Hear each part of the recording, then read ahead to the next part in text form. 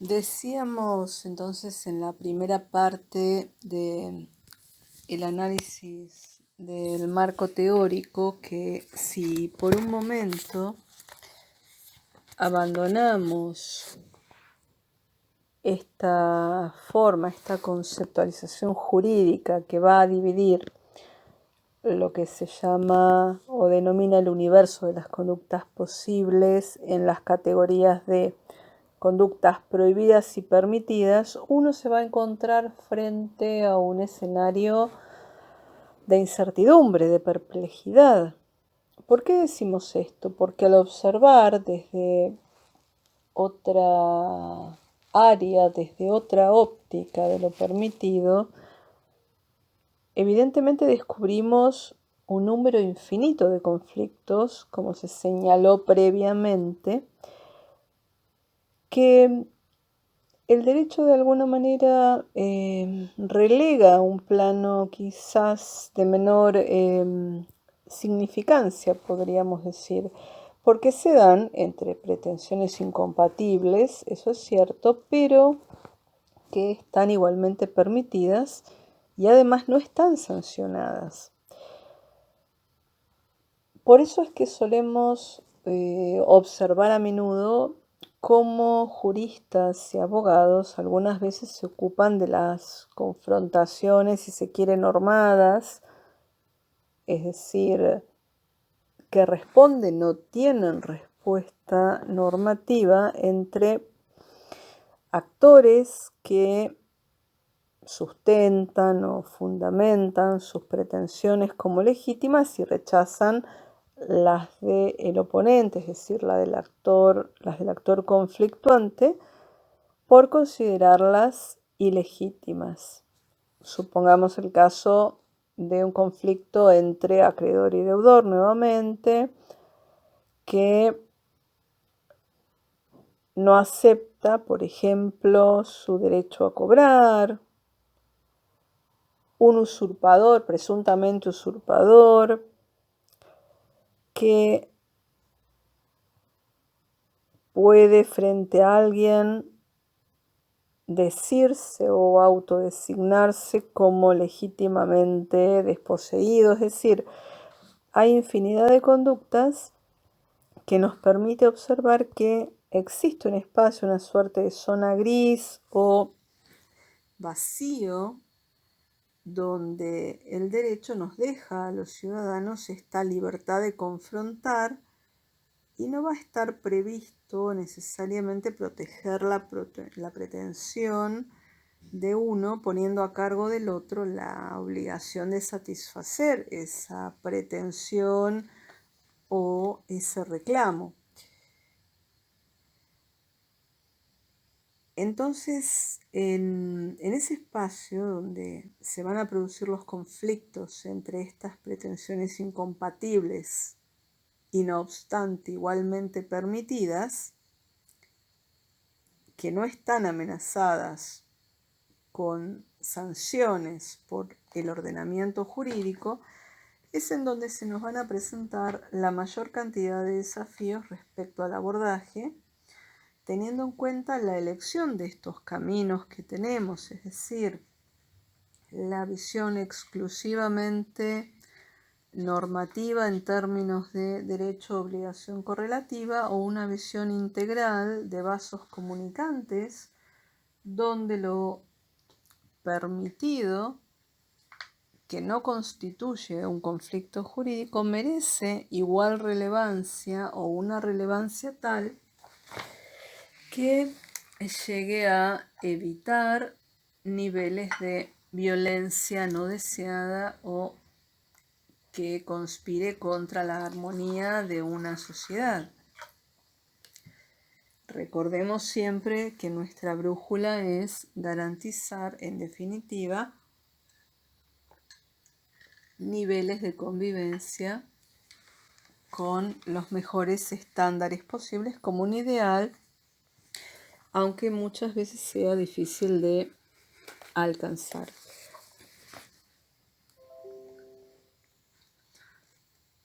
Entonces, continuando con esta línea, tenemos que pensar, tener presente en todo momento que toda relación social en algún momento va a enfrentarse o a caracterizarse por discrepancias, por enfrentamientos, una suerte de cortocircuito, si se quiere, producto de la incompatibilidad de esas pretensiones que, en definitiva, el sistema jurídico dejó en libertad de confrontación. Esto equivale a decir que dejó en libertad de encontrar una solución conjunta. O, ¿por qué no?,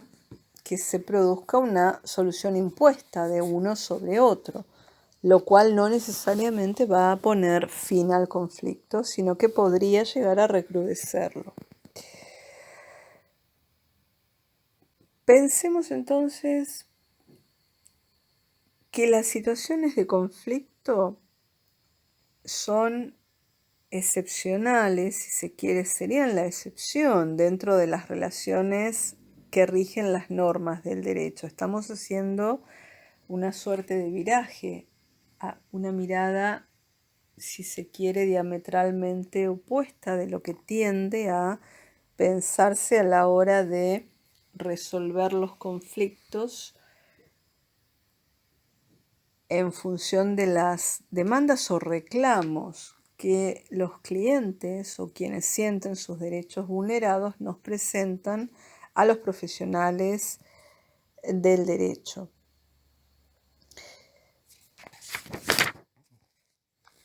Siguiendo el derrotero, la línea conceptual de los capítulos relativos al marco teórico, suele parecernos o sumirnos en la perplejidad y en el asombro el reconocer, el poder ser conscientes de que el universo de los conflictos en definitiva no se va a agotar en ese espacio que ocupan los conflictos jurídicos. Y al mismo tiempo no deja de sorprender muchas veces esta afirmación de que el sistema jurídico de algún modo constituye un modo violento y no pacífico para la resolución de las controversias. ¿Por qué decimos violento? O podemos reemplazarlo por el concepto de coactivo, porque en definitiva recurre al uso o a la amenaza de la fuerza. Si nosotros pensamos en el hecho de que las definiciones de lo que se considera prohibido, obligatorio o permitido emanan o tienen su origen en el concepto de sanción, tenemos que analizar cuál es el significado que esa expresión en definitiva tiene en el lenguaje de la ciencia jurídica. Es así entonces que la sanción que está prevista en las normas como, podríamos decir, como la consecuencia de una conducta determinada a la que vamos a llamar antijurídica, es un acto que van a realizar, que deben realizar los jueces, y las variantes van a tener, las múltiples variantes podríamos decir, van a tener dos elementos o componentes esenciales en común. ¿Qué significa esto? Uno de ellos va a consistir en la privación de algo valioso. La libertad, en otros sistemas podría ser la vida, objetos, honores, atributos. Otro de los elementos comunes es que van a estar previstas como susceptibles de aplicación, es decir, de ser aplicadas independientemente de la voluntad de la persona que es sancionada y posiblemente aún contra ella. ¿Qué quiere decir esto? A través del uso de la fuerza, por ejemplo, por disposición del juez en caso de resistencia a la autoridad. Esto puede impactar a todos los que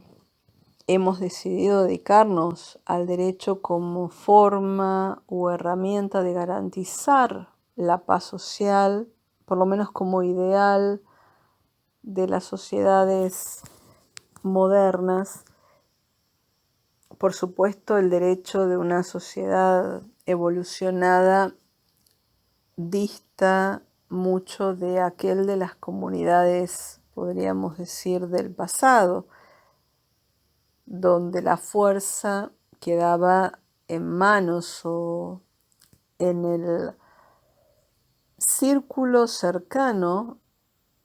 podríamos decir, de la víctima, parientes, los miembros de esa comunidad,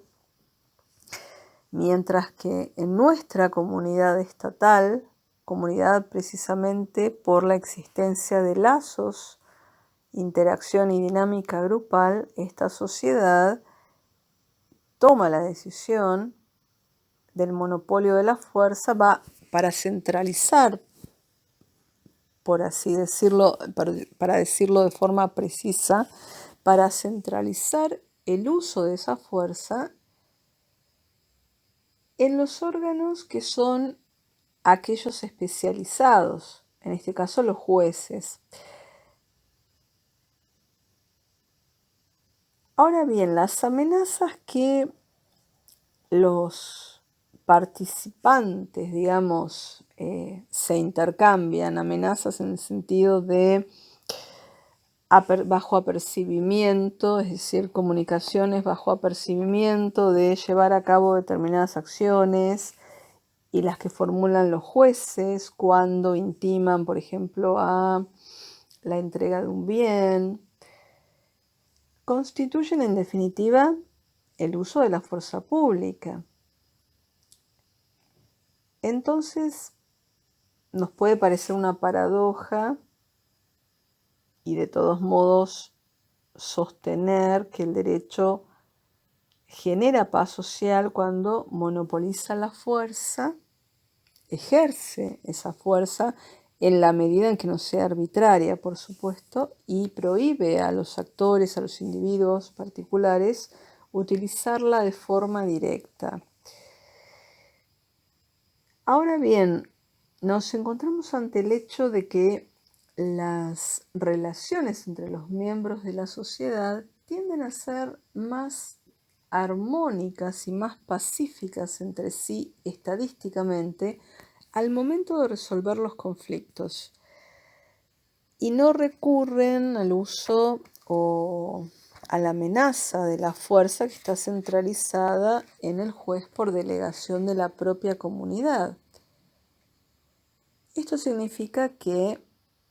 se administran y resuelven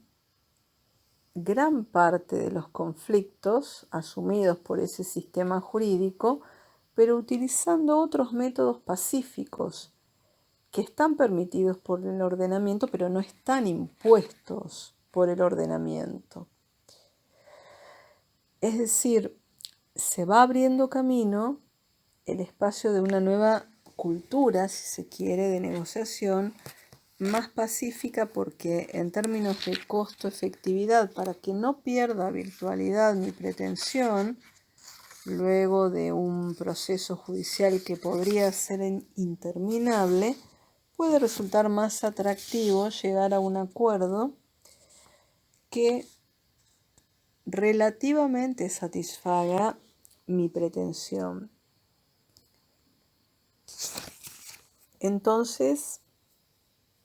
es una buena oportunidad como operadores de la justicia, operadores en el sentido de gestores o administradores de conflictos,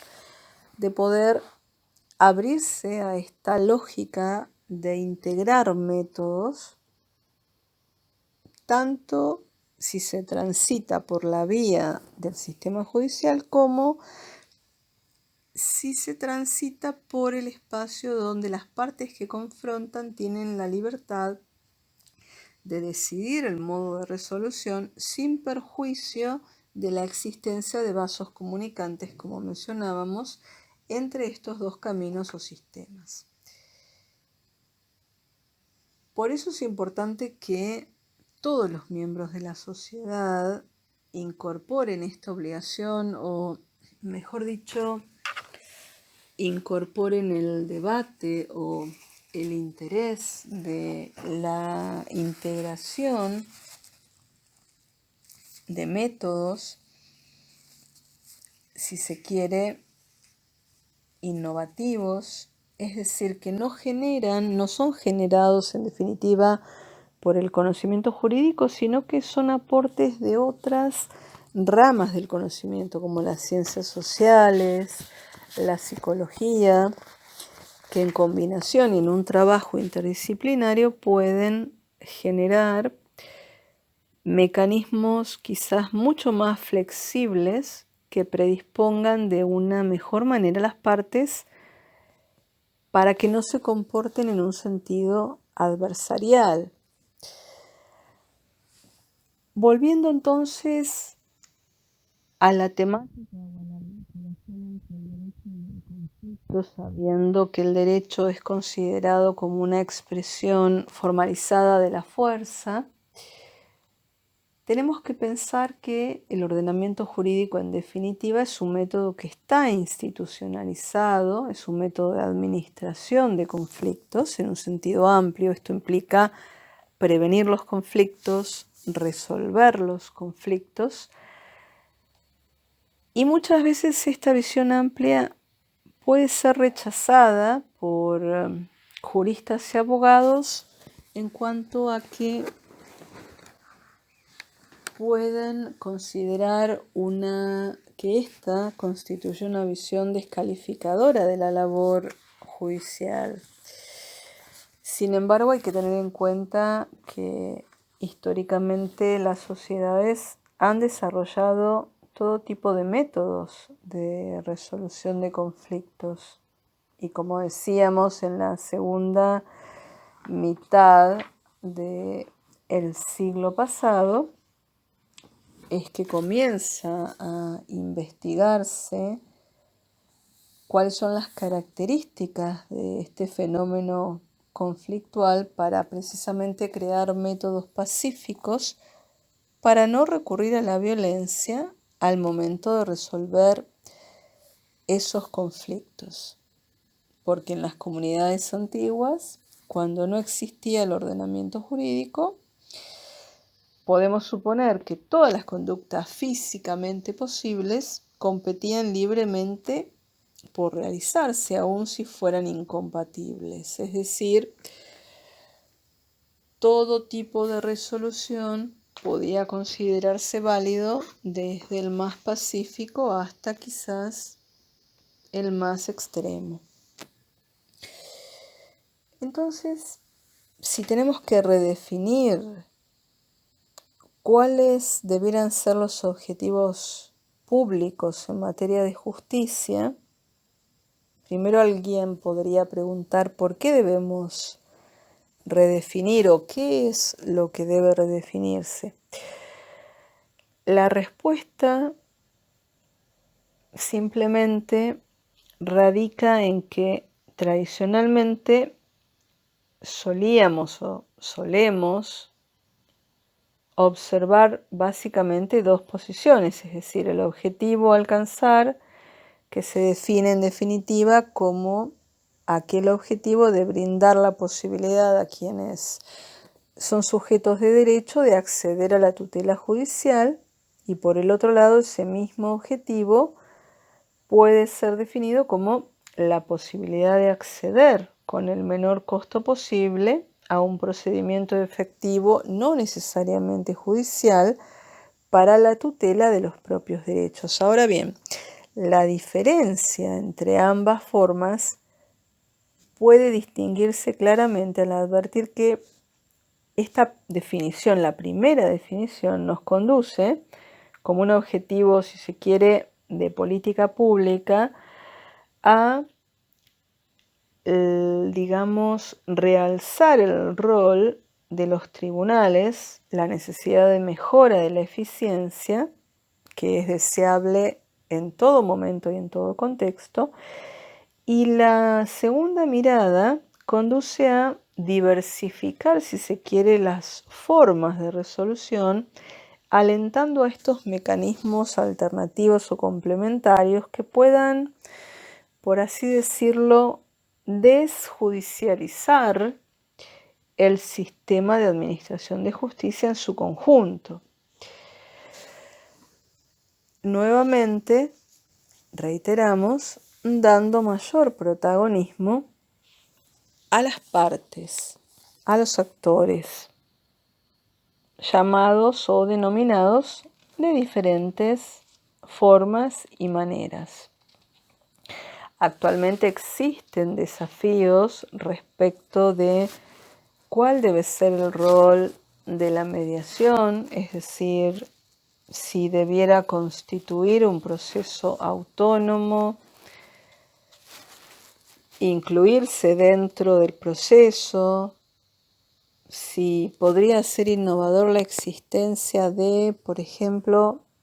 tribunales de mediación, es decir, tenemos abierta la posibilidad de generar mecanismos innovadores en el derecho para problemáticas que podrían,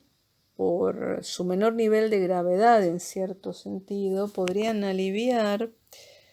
el trabajo de los tribunales al momento de el manejo de causas que son de suma importancia porque están en juego la tutela de derechos altamente sensibles en su valoración. Entelman, en este sentido, sostiene o ha a lo largo de su vida promovido un cambio de mentalidad en el rol de los abogados para, si se quiere, centrar la función del abogado como una suerte de, si se quiere, asesor de quien es. Independientemente de que un abogado sea apoderado de una de las partes,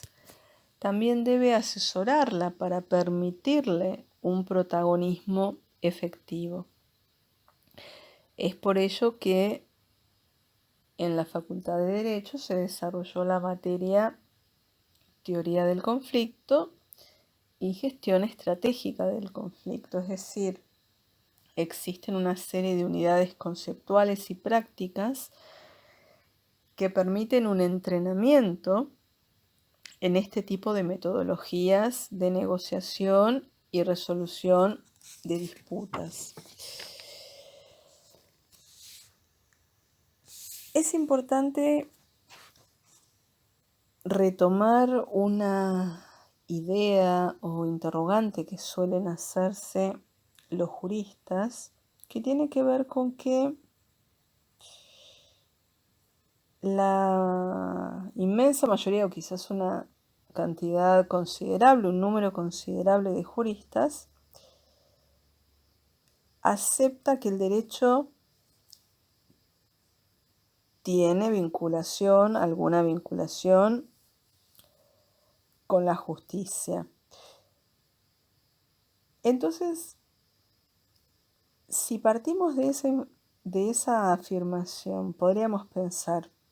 ¿cómo surge la justicia? ¿O cuál es el factor que la pone en movimiento, que la potencia? Con ello vamos a concluir que el conflicto es la causa que produce el derecho, lo cual se contrapone a la opinión o a la corriente que en definitiva adjudica la necesidad de dictar leyes como hecho generador de la justicia jurídica. Esto nos genera un cambio de mirada o de encuadre sumamente enriquecedor. Generalmente podemos decir que está aceptado que el conflicto es un fenómeno universal, cotidiano. Estos intentos de eliminarlo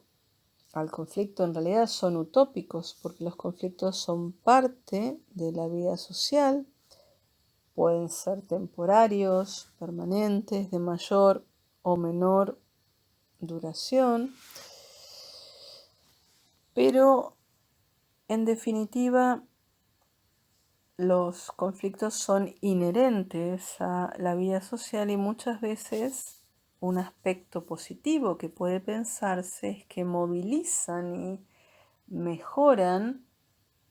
los niveles de negociación y la relación de fuerzas entre los actores, permitiendo avances, aunque algunas veces, por supuesto, retrocesos. No tenemos que olvidar entonces, al hablar de conflictos, como mencionamos previamente, el factor de la interacción permanente, es decir, la secuencia de conductas recíprocamente orientadas que me permiten entender cuál es ese contrapunto y el objetivo por el cual los actores están conflictuando. Por otro lado, solemos observar que la mayoría de los conflictos tendrían una suerte, si se quiere, de base previa o de relación previa subyacente que en algún momento puede devenir en una relación de conflicto. Una relación entre padre e hijo puede devenir en una relación de conflicto entre padre e hijo. Una relación laboral entre un empleado y el superior jerárquico puede devenir en una relación de conflicto laboral. Una relación de pareja puede devenir en una relación de crisis y distanciamiento. Podemos llevarlo al nivel internacional para pensar, por ejemplo, que una relación inicial de cooperación comercial puede devenir en una relación de conflicto y tensión a través de sanciones como consecuencia de el objetivo de liderar el comercio internacional por parte de determinados países. Es decir, la mayor parte de los conflictos están, entre comillas, adheridos a una relación previa que en algún momento, por diferentes causas, deviene en una relación de conflicto. Sin embargo, esto no impide que uno asista al nacimiento de un conflicto sin una relación previa, como por ejemplo podría sucederme en un viaje, en un medio de transporte público, donde pudiese tener un altercado con un pasajero, con quien maneja el vehículo, por problemas vinculados a diferentes causas como falta de crédito para poder comprar mi boleto, que no quieran dejarme subir porque estoy tratando de transportar objetos de grandes dimensiones y eso puede quitar espacio al resto de los pasajeros. Y podemos citar así cientos de casos que van a demostrar también cómo la relación previa en realidad es inexistente y la relación de conflicto nace espontáneamente como una relación problemática que conlleva evidentemente una incompatibilidad de objetivos. Razón por la cual se van a generar una serie de problemas que se resolverán de alguna manera y posiblemente tenga ese conflicto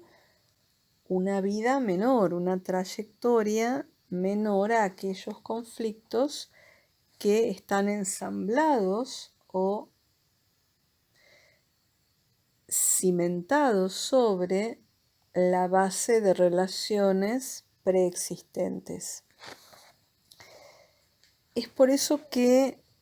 no es menor considerar la importancia de estos conflictos, precisamente porque de lo que se trata en definitiva o idealmente debiera tratarse es de preservar esa relación previa que de recurrir a vías coercitivas podría verse dañada de forma permanente. Y si se ve dañada de forma permanente, me expone a diferentes escenarios de riesgo potencial por motivos,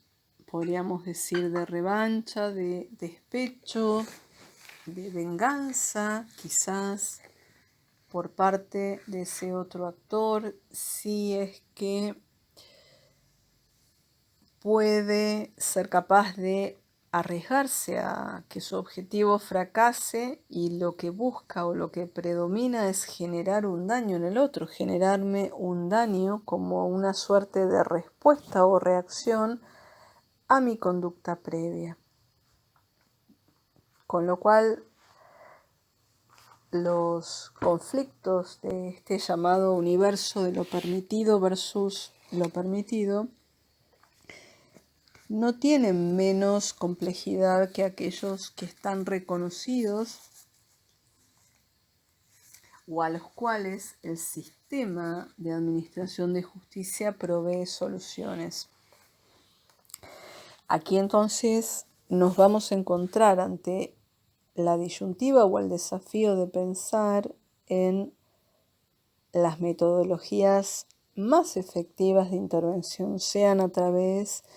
de trabajos interdisciplinarios, sean a través de procesos de negociación privada, con la posibilidad de habilitar la vía judicial ante el incumplimiento, sea a través de diferentes estrategias, como por ejemplo la formación de coaliciones para aumentar la cuota de poder relativo, donde de una cantidad de individuos que pueden conformar al actor A, por ejemplo,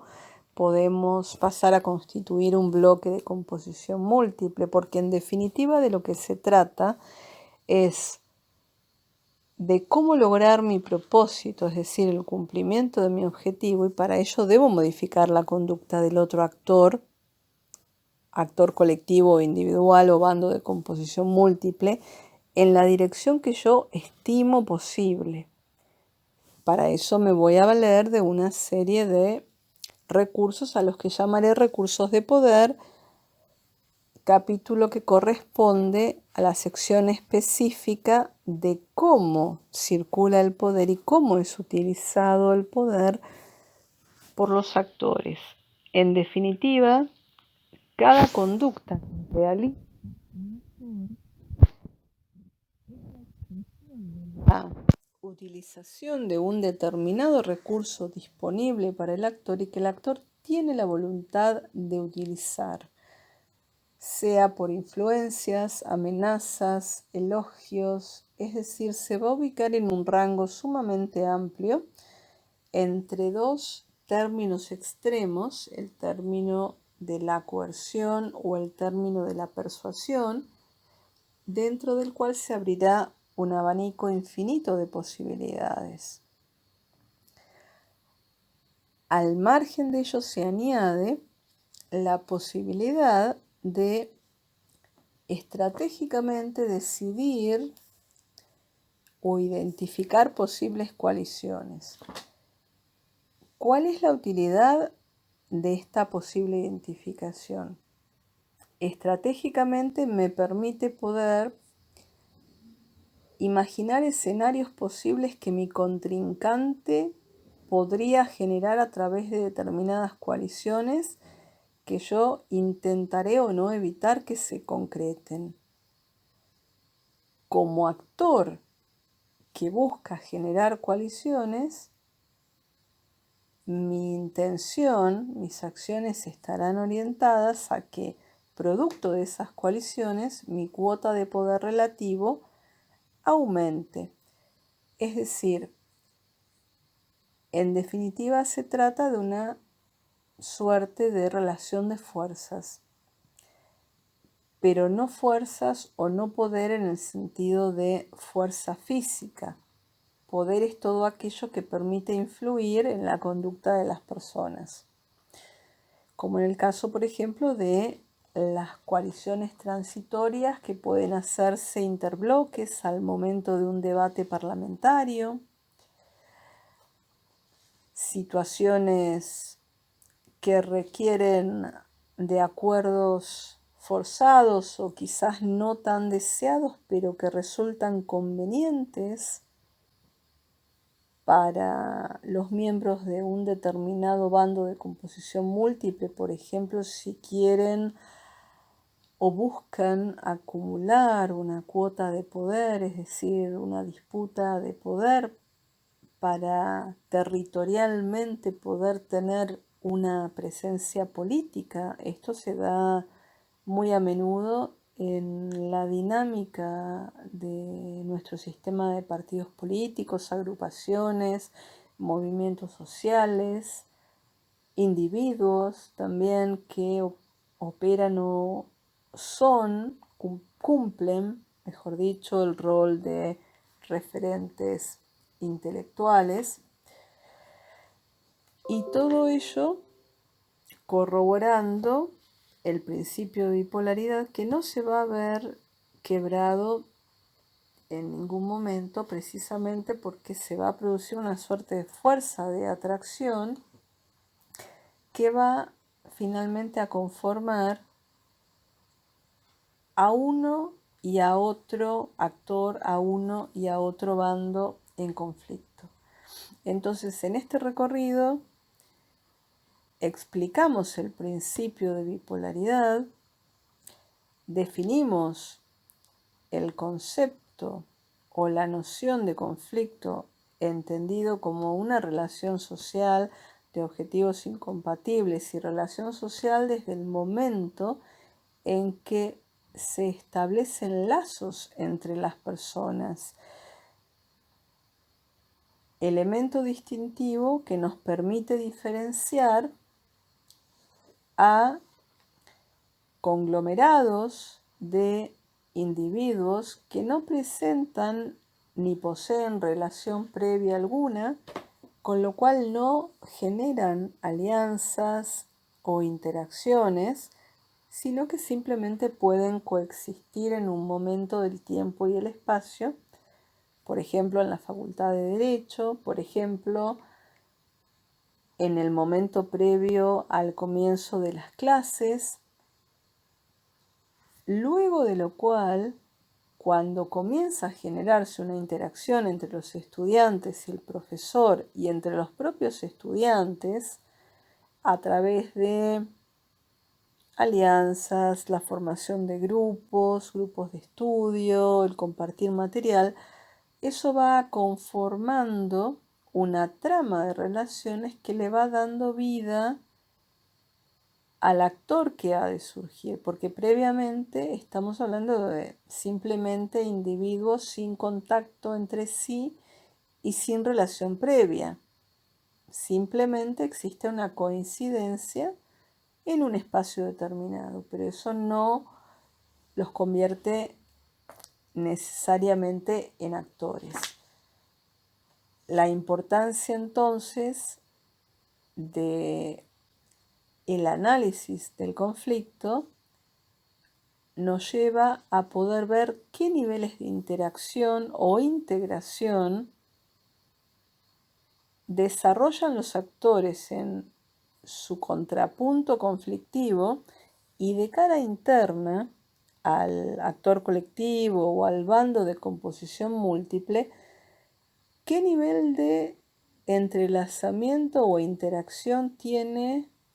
ese actor colectivo o ese bloque, o mejor dicho, bando de composición múltiple,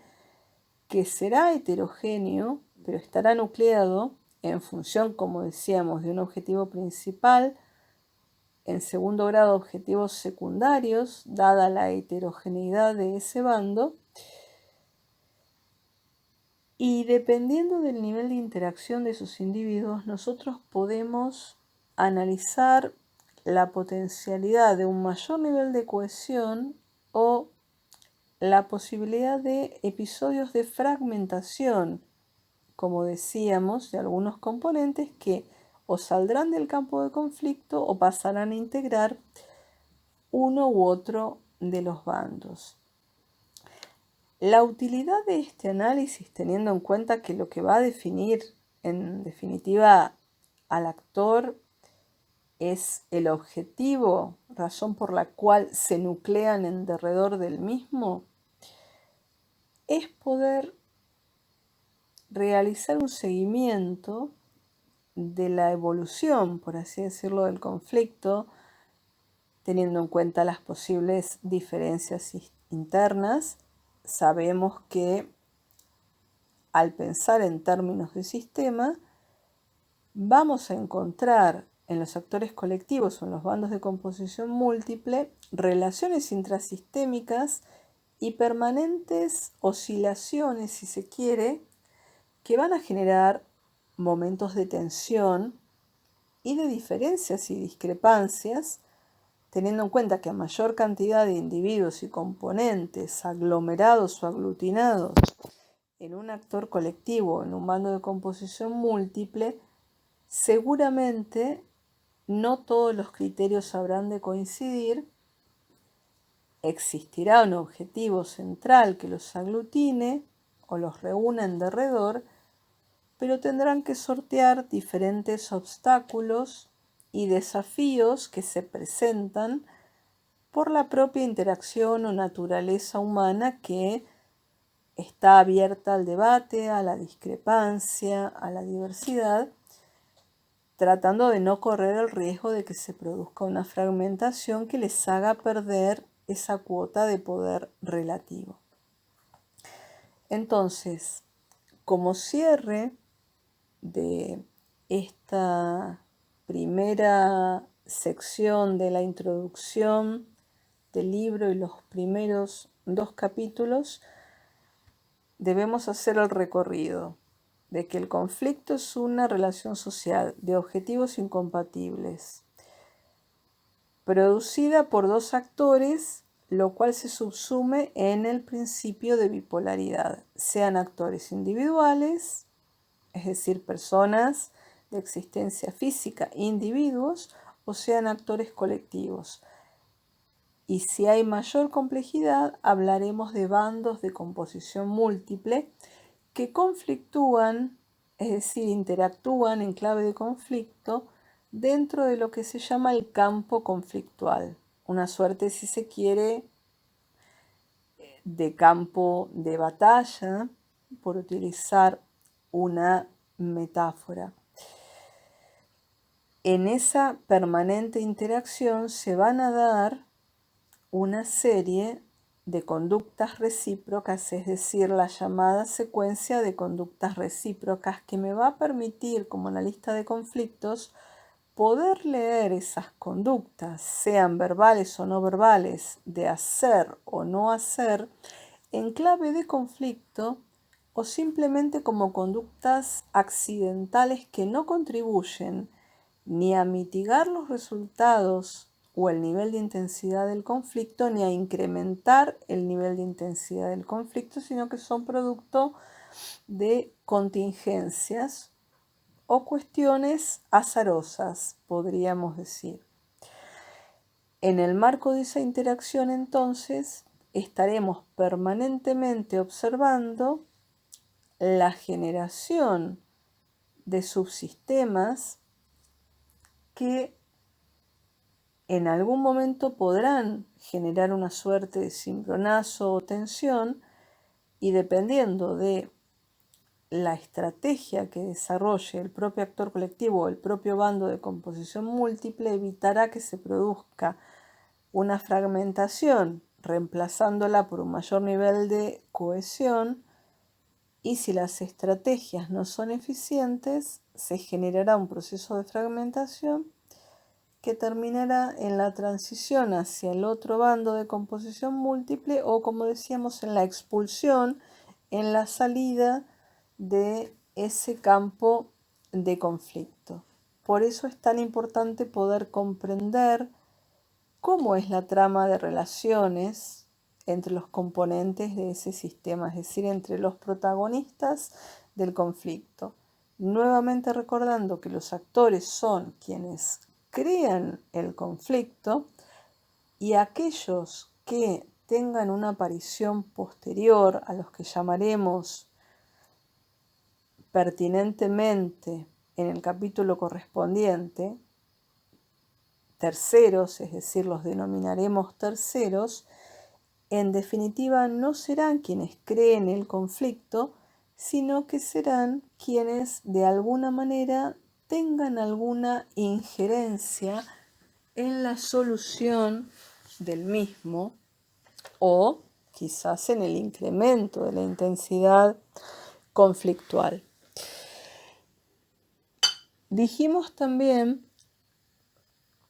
que lo que vamos a analizar siempre son las conductas externas, es decir, los conflictos que nosotros podemos inferir en función de las conductas que realizan los actores, precisamente porque nuestros métodos de medición se enfocan a el análisis de hechos externos de la realidad, sin tener la posibilidad de indagar en el mundo de la psiquis humana. Ahora bien, esto significaría entonces que un conflicto interno no resultaría de relevancia para la teoría del conflicto. Es parcialmente cierto, es correcto, con la excepción de que ese conflicto interno que pueda estar atravesando una persona sea producto de una presión, de una situación de coerción, presión o amenaza ejercida por un otro de forma externa que lleva al sujeto, es decir, que lleva al actor en conflicto, a repensar determinadas estrategias y a encontrarse, por así decirlo, él mismo en una situación de conflicto ante una disyuntiva, un dilema respecto al camino correcto a tomar, respecto a la decisión adecuada o al procedimiento correcto a seguir. En ese caso no estamos hablando de un conflicto interno en términos, si se quiere, existenciales, ni estamos haciendo referencia a una problemática de orden psicológico, sino a un posible padecimiento, por supuesto, y, ¿por qué no, sufrimiento, en cuanto a un sujeto que debe tomar una decisión presionado por sus circunstancias externas, donde el origen o quien acciona en detrimento de ese sujeto es un otro que en el mundo exterior ejerce conductas dañosas para ese actor que tiene ese conflicto interno, que en algún momento podrá exteriorizarlo a través de acciones concretas o tener una actitud pasiva. Pero eso no quita que en el ámbito interno pueda identificarse también la existencia o el rastreo, si se quiere, de una situación de conflicto externo que impacta internamente en el individuo. Sucede que para poder llegar a un análisis de determinada índole, como la que hemos mencionado, debemos valernos de herramientas de medición concretas para medir conductas tangibles, con lo cual ante una situación, una conducta de un individuo que pudiera parecer de origen, si se quiere, personal, por estar atravesando un conflicto de carácter, si se quiere, privado, personal, una situación de estrés psicológica, etc., deberemos rastrear o contrastar el hecho de si ese padecimiento no es producto de una presión ejercida de manera externa. En ese momento es cuando el conflicto interno va a adquirir relevancia y va a ser un elemento de información para nosotros como analistas para poder pensar en diferentes estrategias, si se quiere, de mitigación o de reconducción del conflicto a niveles de menor hostilidad, de menor intensidad, con el fin de que no traspasen un determinado umbral, tras lo cual va a resultar mucho más dificultoso poder retrotraerlo a un sistema o nivel más armónico. Tenemos que tener en cuenta que estadísticamente los conflictos tienden a la escalada, es decir, si utilizáramos un lenguaje coloquial podríamos decir que tienden a empeorar, a ser más graves, a tener implicancias mucho más serias conforme el paso del tiempo. Una vez que se traspasa determinado nivel de intensidad, puede resultar dificultoso establecer estrategias para poder desescalar, es decir, disminuir la intensidad del conflicto. A eso lo llamamos desescalar la intensidad. O puede ocurrir que intencionalmente los actores intenten generar una escalada de la intensidad del conflicto, es decir, aumentar o incrementar el nivel de conflictividad, que sin embargo no será eterno y permanente, porque una escalada absoluta de un conflicto podría llevar a poner en riesgo la propia vida y la integridad de los actores. Con lo cual, sea que hablemos de conflictos que nuestro sistema normativo puede resolver, o sea que hablemos de conflictos vinculados a lo que Entelman llama el universo de lo permitido versus lo permitido, debemos permanentemente entrecruzar ambos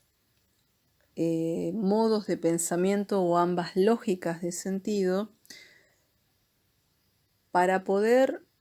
si no es adelantarnos a los acontecimientos, por lo menos seguir la trayectoria, el monitoreo de esos conflictos para desactivarlos, podríamos decir, en tiempo y en forma, de manera oportuna. Caso contrario, estaremos ante un escenario difícil de predecir en cuanto a sus efectos directos e indirectos, que no solamente van a impactar en los actores, propiamente dicho, sino posiblemente en su entorno. Por esa razón es que la administración o gestión de conflictos en orden de lógica, la teoría de los conflictos, la administración y la gestión estratégica de los mismos, se va a orientar siempre a poder encontrar un punto de equilibrio necesario, teniendo en cuenta además la curva que podemos demostrar empíricamente del aumento de los conflictos a nivel global y por supuesto a nivel de nuestra propia sociedad por una multiplicidad de causas, si se quiere, que debemos tomar en cuenta como variables y ver de qué modo se combinan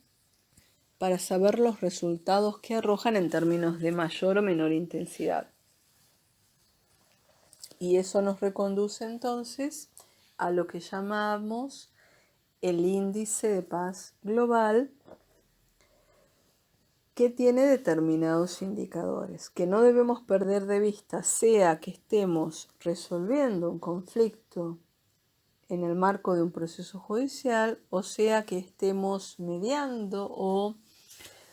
uniendo a las partes en conflicto para propiciar un ámbito armónico de negociación privada. Si nosotros analizamos actualmente el modo como suelen resolverse los conflictos, sea que deban estar o puedan estar atravesados por el filtro del sistema de administración de justicia, o sea que queden librados a la forma de confrontar que tengan las partes, asistimos a diario a episodios de violencia inusitada o de violencia creciente, como si el hecho de la violencia fuera originado quizás por la pérdida del valor simbólico de la palabra. ¿Qué significa esto? Que tal vez en una instancia inicial los conflictos podían resolverse a través de la palabra. En estos momentos, quizás por esta era interconectada, esta era de la inmediatez, de la hiperconectividad, pero al mismo tiempo de grandes niveles de aislamiento, generen en realidad un menor tiempo para la reflexión, donde si bien previamente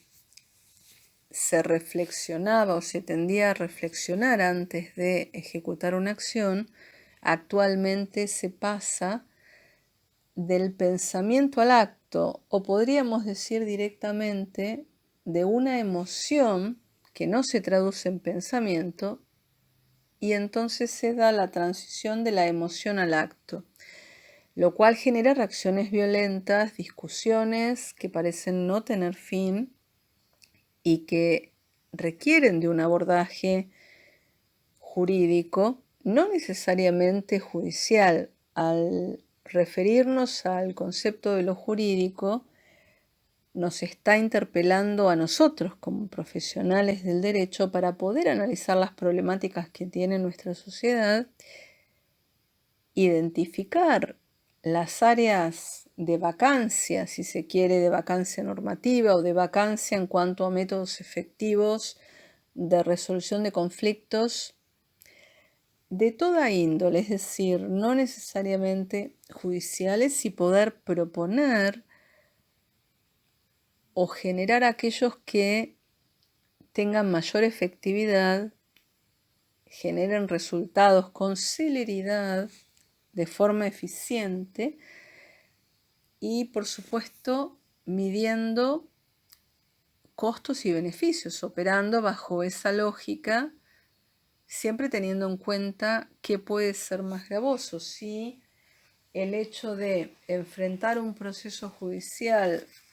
de larga duración, donde al momento de ser reconocida la pretensión quizás esta pierda virtualidad, supongamos en un proceso que pueda durar 10, 15, 20 años, o tal vez encontrar un espacio para poder propiciar ese encuentro entre las partes, y si es necesario, si los actores no están en condiciones de poder expresar sus objetivos, sus intenciones, y requieren de la intervención o de la participación de un tercero, ese puede ser perfectamente el rol de un abogado. Caso contrario, estaríamos dejando un área vacía para ser ocupada por otras ramas del conocimiento, por otros profesionales, por profesiones tan válidas como las nuestras, es decir, tan válidas como la profesión que ejerce quien se dedica a la práctica del derecho. Ocurre que el ejercicio profesional del derecho en definitiva es mucho más amplio que el ámbito del litigio, porque nos muestra la vida diaria, permanentemente, la verificación de que la innumerable cantidad de conflictos a los cuales el sistema judicial no puede dar respuesta requieren de una solución independientemente de que no haya una normativa que pueda accionar en una u otra dirección. Y es una oportunidad para que el abogado tenga una función mucho más integral y una llegada mucho mayor a la comunidad.